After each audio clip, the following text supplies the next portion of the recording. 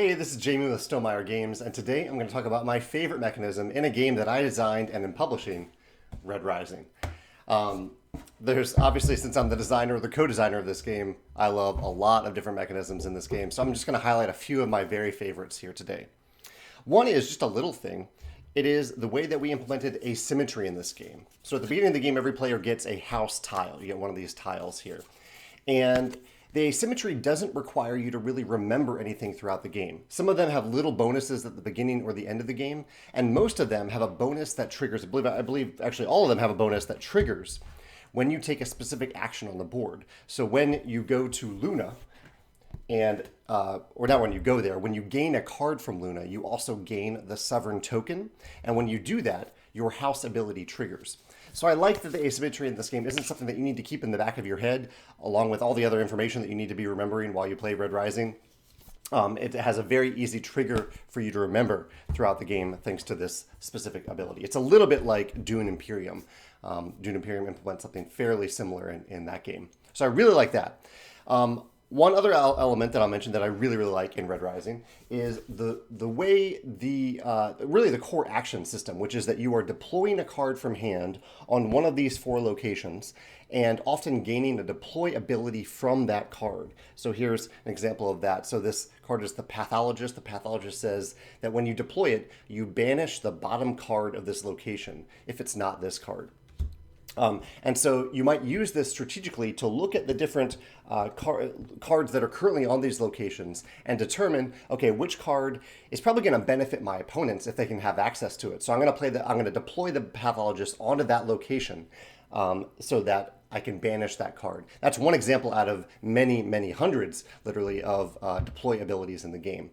But there are more elements to that decision point too, because it's also a matter of timing. Do you hold the Pathologist until the right moment when you really need to banish that card? Or do you play it right away because maybe there's another card in hand that might work better later? And also there's the decision of exactly where to deploy it, because on the second half of your turn, you pick up a card. But you can't pick up a card from the same location. So if I deploy a Pathologist to Jupiter, or the Pathologist to Jupiter, I can't then pick it right back up. I have to pick up a card from one of the other three locations or from the top of the deck. And so that's another decision point. Where am I playing a card so that I can still have access to these other cards? And also, when you pick up one of those cards, you gain the ability associated with that location. So I mentioned, like with Luna, you gain the Sovereign token and you activate your house ability. Or from Mars, you gain a Helium token. From the Institute, you put an influence on the Institute. So I like this constant flow of you're putting something down, you're getting rid of it, you're making it accessible for your opponents to pick up. So you're trying to think about what they want or don't want.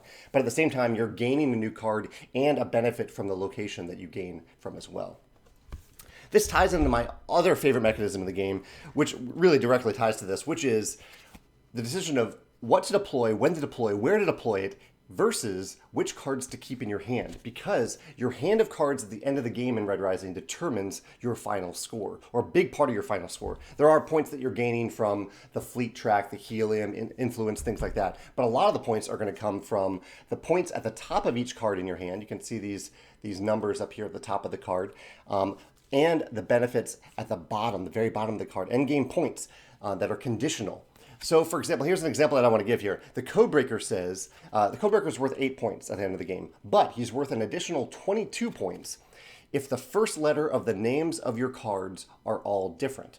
So you've got the Codebreaker, he starts with C, but say you also then have Aja and the Administrator in your hand. They both start with the letter A. And so you kind of have to decide, okay, am I going to really go after the Codebreaker's endgame ability? And if so, then I need to get rid of one of these cards because they both share the same letter. Or are these cards more valuable at the end of the game? Can I build a better combo with these two cards? And so should I keep these cards and deploy the Codebreaker? And another layer to that decision is, which deployability is best for these cards at any given time? Is it worth it for me to deploy this card instead of keeping it in my hand? And so that's the constant decision point that you're asking in Red Rising. Every turn, almost every turn, that you're getting rid of a card and then pulling back a card. And I guess that ties into one other thing I should mention, which is so this game is heavily inspired by Fantasy Realms, which is a wonderful filler game. Fantasy Realms doesn't have this deployability system. You're discarding a card, doesn't do anything, and then you're gaining a card each turn. But one thing that Fantasy Realms doesn't do that we wanted to implement in this game is the ability to just be happy with your hand and not do anything.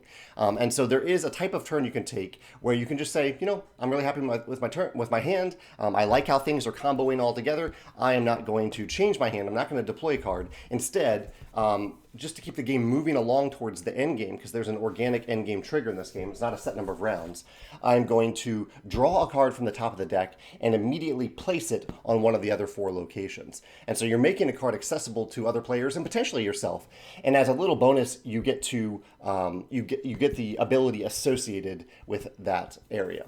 So if I deploy in this type of turn, if I draw a card from here, I don't lose anything from my hand, and if I put it on Mars, then I would gain a helium token. So those are some of my favorite mechanisms in Red Rising. I can't wait to hear what yours are when we release this game. The pre-order, if you're watching this in March, the pre-order is starting very, very soon, and will be shipping very soon after that. If you're watching this deep into the future, thank you for joining me. If you've played Red Rising at this point, I would love to hear your thoughts on the game and what mechanisms you enjoy the most. Thanks.